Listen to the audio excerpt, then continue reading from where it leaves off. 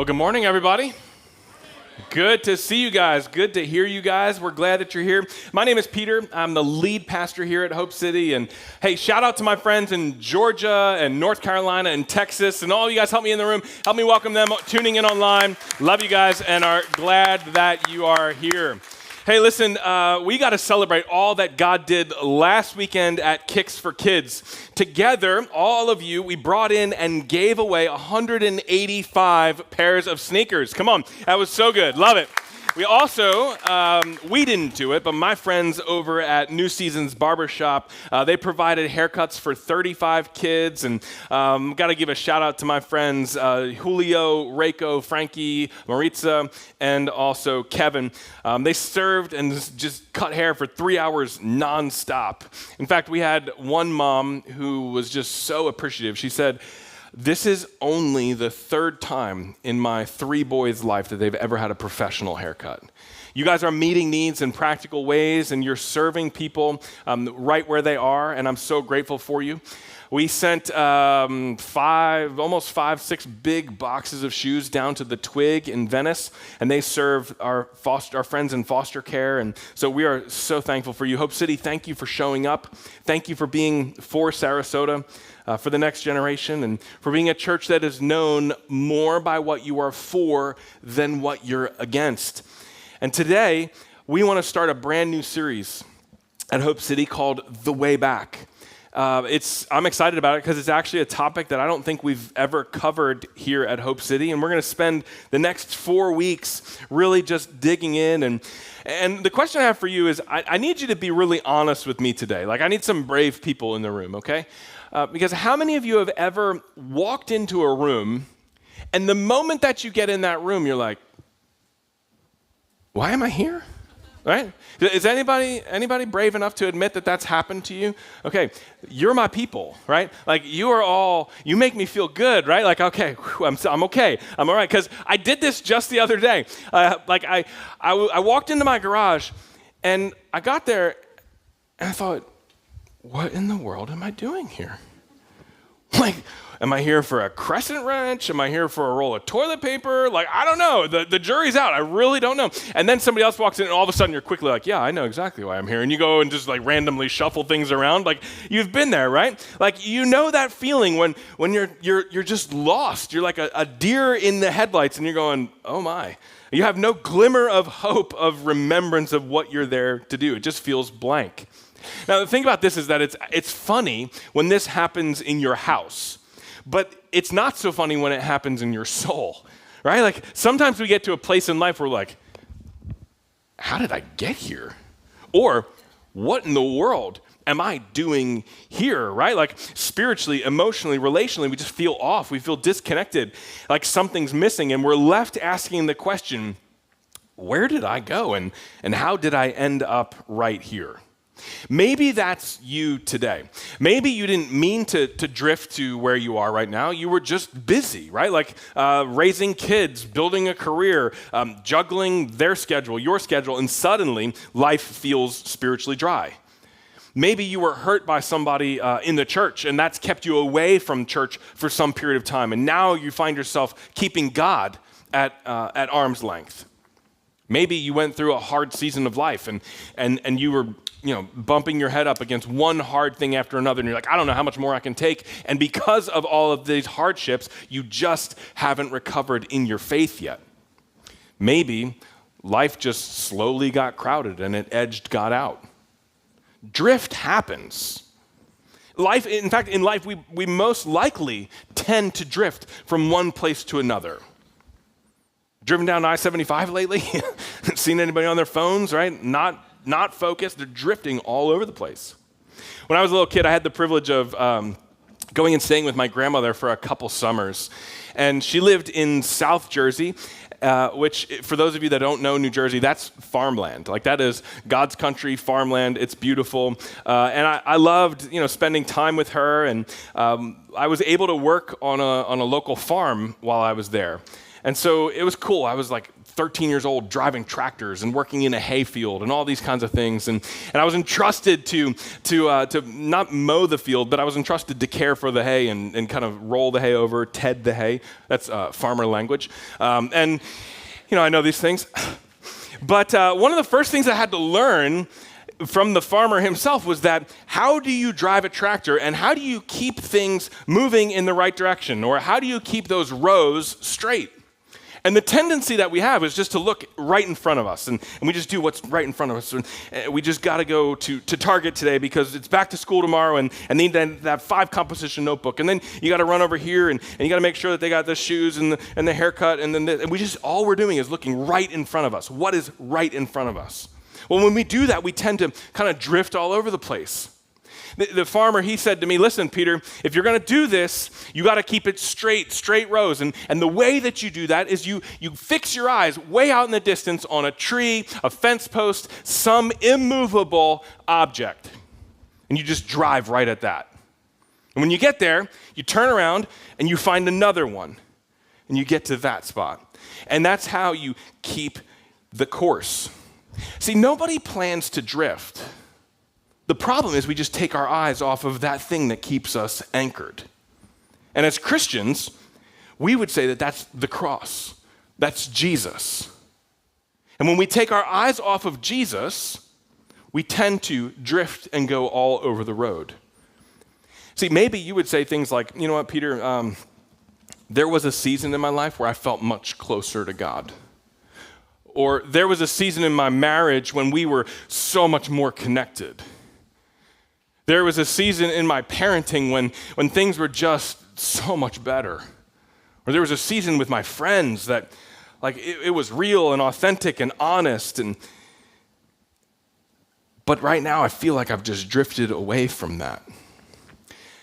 The good news is that you're not alone. If that's you, if you're finding yourself stuck, you're not alone. The series is called The Way Back because we believe that disconnection doesn't have to be your destination.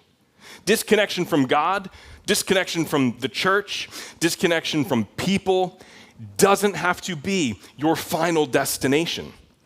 Maybe you didn't mean to lose your passion, but somehow over time that flame that has burned bright just kind of flickered out. You might still believe, but God feels distant.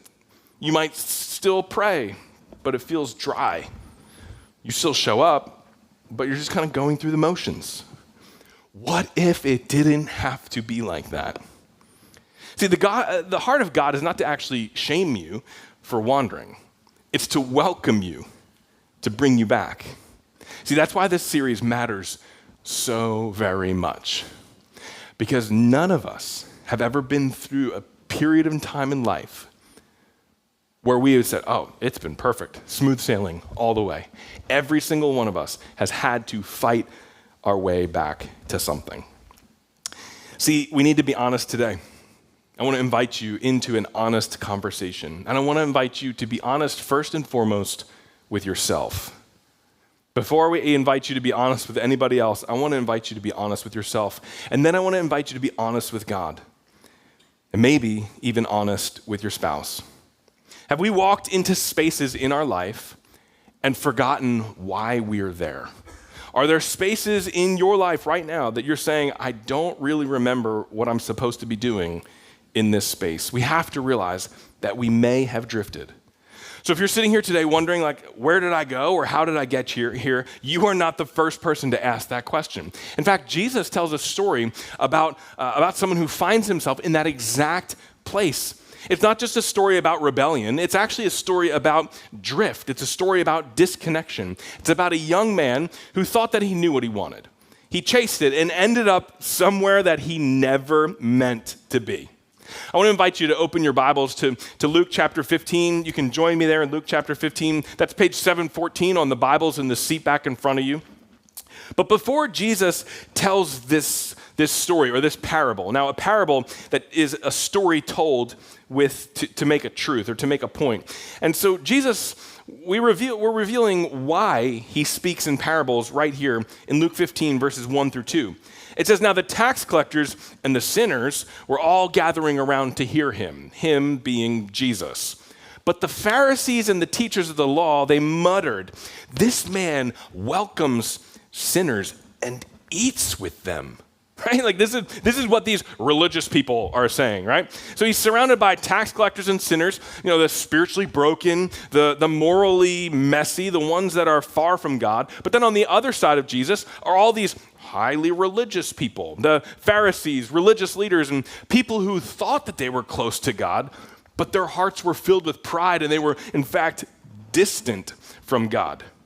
And when this religious crowd mashes up with the crowd of, morally messy people, the kind of people that Jesus is hanging out with, Jesus responds not with an argument, but with 3 stories. He tells 3 simple stories.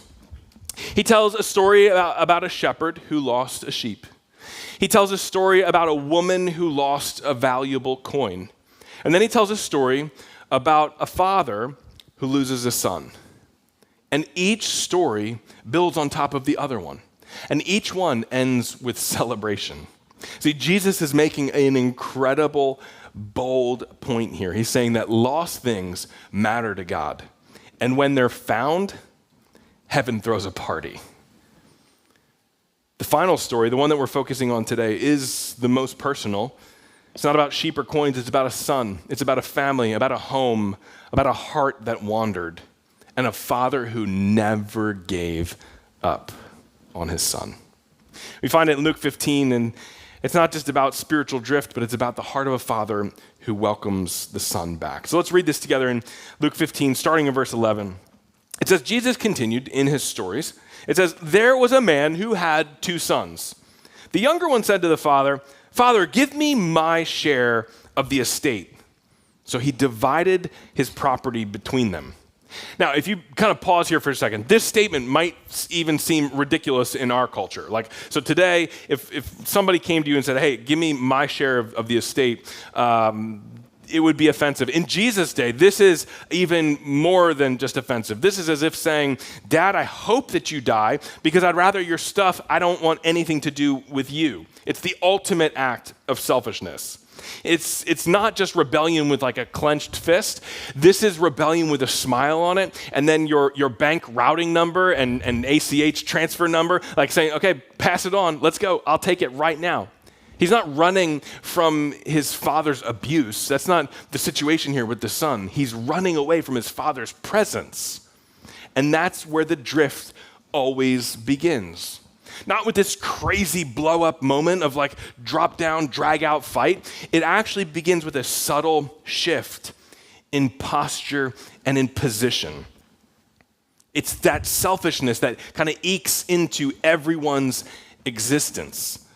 It's going from saying, like, "God, I need you," to like, "God, I got this one. I got this. I'm okay." Right? In verse 13, it says, not long after that, the younger son got together all that he had. Remember all that he had, where it came from. It's the dad's wealth. He got all that he had together, and he set off for a distant country, and there squandered his wealth in wild living. He didn't just pack up his bags and leave home. He went to a distant country. He didn't just move down the block because he wanted to start out life on his own. No. He left the covering of his father. He left the connection to his father, and he left the relationship with his father. He chased after what he thought would make him happy, and it cost him everything. How many of us have ended up in that same spot? We may not be chasing wild living, but we may be chasing independent living, where we want to be independent and yet we end up being alone. Or maybe we've chased success, or what we think success looks like, and we found ourselves spiritually bankrupt. Or we've chased comfort, but we've lost our peace. The next verse says that after he spent everything he had, there was a severe famine in that whole country, and he began to be in need. So he went and hired himself out to the citizen of that country, who sent him to his fields to feed pigs. And he longed to fill his stomach with the pods that the pigs were eating, but no one gave him anything. Isn't it interesting how often the storm just hits right after we've run out of strength? Like you're looking at God and you're like, I got this. And then like seconds later, you're like, I don't got this, right? Like it's just so closely tied. He had no money, no backup plan, and no one to help him. He thought that freedom was doing life all on his own terms. But he finds out that actually selfishness leads to suffering. Selfishness always leads to suffering. Now again, for Jesus' Jewish audience, this is rock bottom. You cannot get worse than this. Because listen, you could be a farmer, that's fine, but you don't tend pigs because in the Jewish culture, pigs were unclean animals. You had nothing to do with them. It wasn't just a dirty job. This was a job that was as far away from home, as far away from his identity as you could possibly get. And he's craving the food that the pigs are eating. So disconnected, so empty that he's longing for the food the pigs are eating. I don't know about you. I have never experienced hunger to the degree where I've looked at my dog's food and been like, well, that looks pretty good. Like, I don't know about you. I've never been in that situation. Like, I've never been that hungry. And here is where this guy finds himself. Again, selfishness leads to suffering. And it always leads to separation. When we are selfish inside of a marriage, inside of a friendship, at work, whatever, selfishness always leads to separation. It puts yourself against the needs and the good of everyone else. It's a slippery slope, and this is where drift can happen.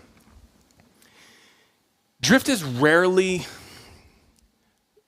a loud thing. It's rarely one of those moments where it just bursts onto the scene and you're like, whoa, that's where it happened. No, drift is one of those things that just slowly kind of happens. It doesn't have flashing warning signs or dramatic declarations. It's just one moment. One moment where you stop praying, and then it's another moment where you just leave some unresolved hurt over here. It's one more decision to just kind of isolate and step back from relationships. And drift is not that exact one moment. That's not how you drifted. That's just where you've drifted. Drift is the compound effect of multiple moments that go unnoticed. It's where all of a sudden you're like, how did we end up here? Before we know it, we've moved further away from God than we ever intended. And the truth is that drift happens and it shows up in three key areas of your life and mine. It shows up spiritually, where we drift away from God and we find ourselves praying, but just praying through motions, through routine, through some empty words that we don't really have any meaning behind. Where prayer feels distant and sin starts to quietly settle in.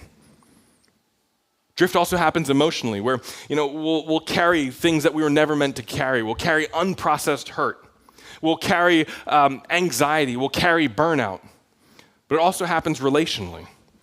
Drift happens when we relationally isolate ourselves from others, or we avoid hard conversations because we just don't want to deal with it. We pull away from community, and then we end up in a place where how did we get here? See, the thing about this is that you can't return from somewhere that you won't admit that you've been. Let me ask you, have you drifted? Is there one of these three, or all three, that you have drifted? What used to be true of your relationship with God or with others that isn't true today? Have you settled in a place that you were never meant to stay? Another way of saying it is, where in your life are you chasing control, comfort, or independence instead of staying close to the Father? See, if you find yourself there today, I wanted you to hear me say again that you are not alone. In fact, God sees you, and this is not the end of your story either. It's not the end of this young man's story. See, this guy's broke, hungry, alone, sitting in a pig pen, and then something shifts. In verse 17 says, when he came to his senses, he said, how many of my father's hired men have food to spare? And here I am, starving to death. I'll set out and go back to my father and say to him, Father, I've sinned against heaven, sinned against you. I'm no longer worthy to be called your son. Make me like one of your hired men. That phrase right there might be the most important phrase in this entire story. Not when he got home, not the argument that he's going to make, not the apology letter. No. It says when he came to his senses. When the fog lifted, right? The high from his wild living wore off, or the buzz from the booze is no longer there. When he stopped spinning excuses and stopped pretending like everything's okay, that is the moment when the way back begins. And I love that Jesus includes this moment right here, when he came to his senses. Because it's a part of that story, and it's a part of your story and mine, because we are not strangers to the pig pen. Maybe yours isn't a literal mess, right? Hopefully it's not, but it might be the mental weight that you carry every day. It might be the private addiction that you just can't break, that you're hoping nobody finds out about. Or maybe it's the bitterness that's taking root in your heart, deep inside your soul. Maybe it's the silent kind of numbness that's crept into you. And what do we do when we get there? Typically, we rationalize. We justify or we defend ourselves, and we make it look like we're fine. No, this is just a busy season. No, it's just a busy season. If you keep saying it's a busy season long enough, it's not a season. This is your life.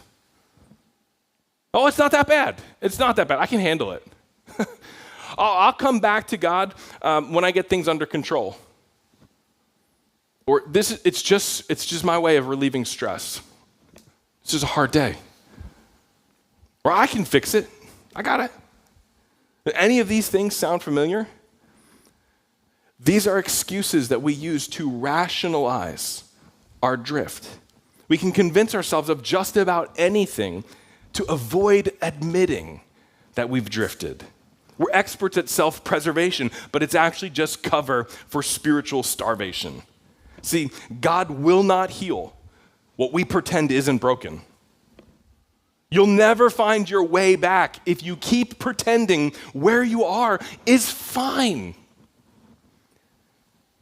At some point, we've got to let either the pain pierce through the noise. We got to let reality set in. We've got to, as it says here, come to our senses. That's what happened in verse 17. He came to his senses and said, wait a second, how many of my dad's servants eat better than me? I'm starving to death. He doesn't have all the answers. He doesn't have a 5-step comeback plan. He's just honest. He says, I'm starving to death. I don't want to stay here. And that honesty leads to humility. And that's the moment of realization. It's not polished, it's not perfect, but it is real. He stops pretending, and he stops defending. What if you did those two things today? See, we're experts at explaining away our drift until reality wakes us up. But if this is the first half of the story, if it's all about drift, then right here, this part is about the decision that he makes. And not the decision to fix everything, but to be honest about what's broken. Where have you been making excuses instead of being honest? Or what's the thing that you're defending that's actually destroying you?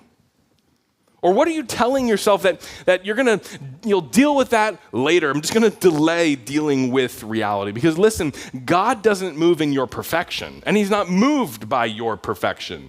He's moved in your honesty. He doesn't require a speech, just a step. A step. It's hard to admit when we've drifted. Nobody likes it. I'm not where I used to be, or I'm not where I want to be. That's a hard thing to admit. But listen, God won't heal what we pretend isn't broken. If we keep covering it up or calling it something else, we're going to stay stuck. Freedom starts with honesty. So why do we avoid owning it? Why do we avoid being honest with ourselves, with God, with our spouse, with friends? Well, one of those big words is shame. Shame has so much control over people. Shame is that thing that if everybody else, if they were to find out who I am, what I'm like, what I've done, nobody would like me or accept me. Comparison is another one. We tell ourselves, well, I'm not really as bad as they are, so I'm okay. right? Like, I'm better than them, so I'll just, deal with it later. Or fear. We're afraid that change will be too hard or that we've gone too far, that it's just actually impossible to ever get back. Maybe it's control. Control is that idea of we don't want to surrender, we're just going to minimize what's actually going on and take control for ourselves. But the good news is that honesty invites healing. When you can say that I've wandered off in this area, but I want to come home, God doesn't reject you, he runs towards you. So what if today you were honest and you just said something like, God, I've wandered off in this area, you fill in the blank, but I'm ready to come home. It says the son came to his senses. He realized where he was. He owned his reality. And in verse 20, look at what it says. It says, so he got up and went to his father. Pause just right there. This is the most courageous step in the entire story. It's not the speech, it's not the apology, it's not the plan to make things right, it's getting up. It's just getting up. And can we say this today, that sometimes the most spiritual thing that you can do is to just get up. To get up out of your shame. To get up out of your hiding. To get up and get out of the narrative of God's done with me, or this marriage is over, or this could never work out. To get up and admit to your friends that you've isolated, you've pulled back for whatever reason. To get up and talk to your spouse about what's really going on deep inside of you. We've got to be people that are willing to get up, not figure it all out. We don't have to wait till we've got the final answer. He just got up, he went home. And watch what happens next. It says, but while he was still a long way off, his father saw him and was filled with compassion for him. He ran to his son, threw his arms around him, and kissed him. The son said to the father, he started on his apology tour, right? I've sinned against heaven and against you. I'm no longer worthy to be called your son. And yet the father treats him so differently. The father doesn't say, well, let me hear the rest of your apology. How's the rest of this going to shake out? Or hang on, son. Let's see if you really mean it. Let's come back. We'll check back in like 2-3 weeks. No, this is grace in motion. The father who's watching the road, waiting, runs to the son. Before the son can say a word, the father wraps him in love. And can I tell you something? God doesn't wait for you to fix yourself up. He's not, just waiting for you to get out of the mess. The son tries to go through his speech, and the father stops him. I'm no longer worthy to be your son. Father cuts him off and says, no. No, here's what we're going to do. He steps into restoration. In verse 22, the father said to his servants, quick, bring the best robe and put it on him. Put a ring on his finger and sandals on his feet. Bring the fattened calf and kill it. Let's have a feast and celebrate. For this son of mine was dead and is alive again. He was lost and is found. So they began to celebrate. The father, he gives all of these things. He gives them 4 things. The robe, these are all images of sonship. This is all like saying, you are my son. That robe is the covering of the father. Then he says, put a ring on his finger. That's the authority of the house. And the sandals on his feet are identity. And then this feast is the joy of being in relationship again.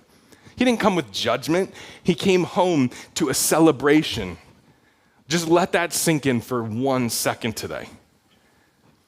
That when you come home, you don't have to get all the way back. You don't have to have the right words.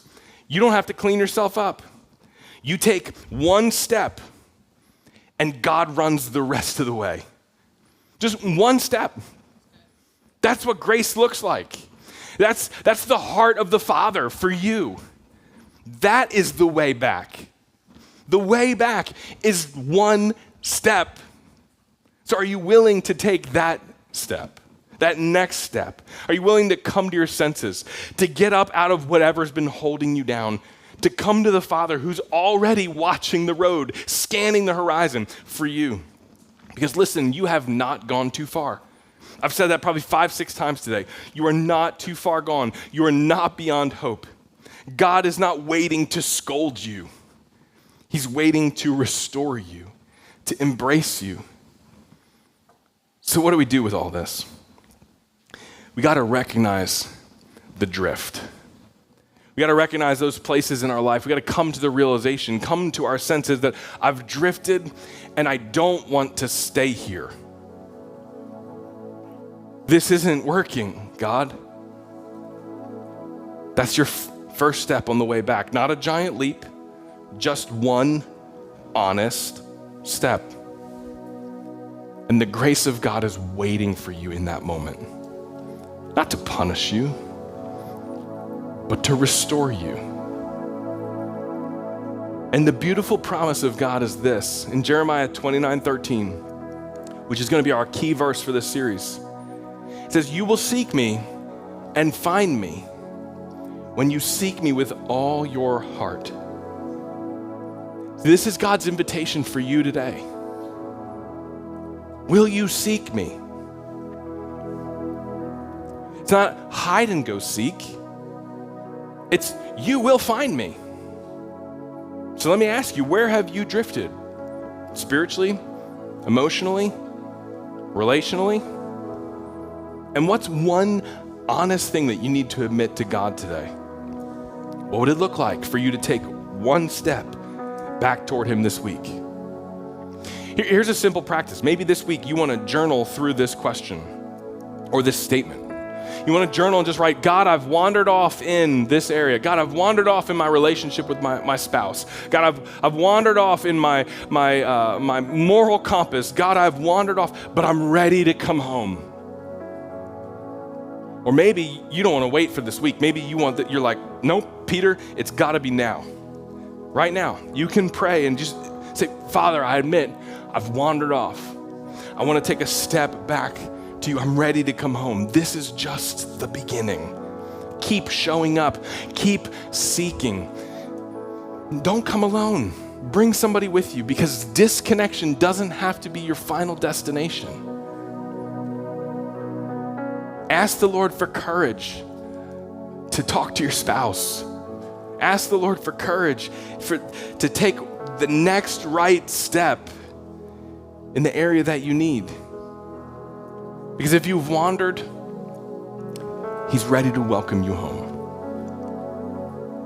Maybe for some of you, you would say, Peter, I've never followed Jesus. I've never known what it's like to come home. Today could be your day.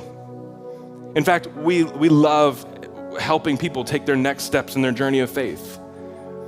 If today you want to place your faith in Jesus, it's as simple as admitting to God, I've wandered off on my own. I've tried to live life on my own, for my own. And it hasn't worked.